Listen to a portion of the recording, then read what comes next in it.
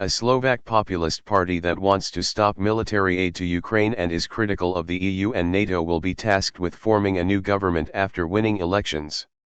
The Smer SD party led by former Prime Minister Robert Fico scored 23% in Saturday's vote, beating the centrist Progressive Slovakia at 18%.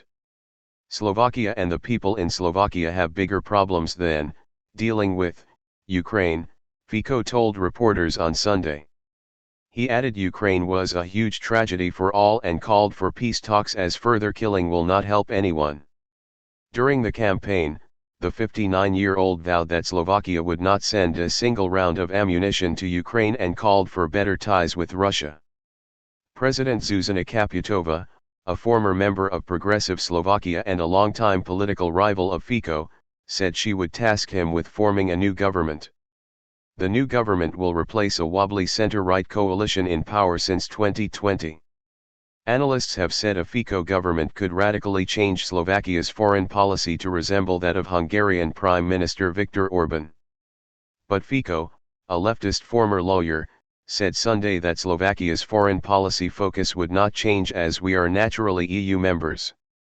That of course doesn't mean I can't criticize things in the EU that I don't like. Hungary is seen as a troublemaker in the EU, frequently criticized by Brussels for rule of law issues and hampering EU and NATO efforts to help Ukraine. Many ordinary Slovaks are less concerned about foreign policy and hope the new government will focus on the economy and squabble less than the last one. Selling bread rolls in a Bratislava bakery, Jana Urbanova said Fico is experienced, he is a professional, isn't he? I did not vote for him, but I don't think it matters that he won, she said. The Smer SD party beat the CE. Tomáš Rivnik, 23, said he had voted for Progressive Slovakia and was disappointed, but added that the result was not the end of the world. I think people are fed up with the former government of centrist and right-wing politicians, their quarrels and inability to run this country properly, he said. But another Progressive Slovakia voter, Eva Lichnerova, voiced concern. The biggest threat that I see is the diversion from the European Union, the shift towards Russia, the suppression of journalists' rights and freedoms, she said. Ukraine aid. Smer has won 42 seats in the 150-member parliament, and needs coalition partners for a majority. Hlas SD, which emerged in 2020 as a breakaway party from Smer, is a potential partner with 27 seats. Analysts predict a Fico government could radically change Slovakia's foreign policy.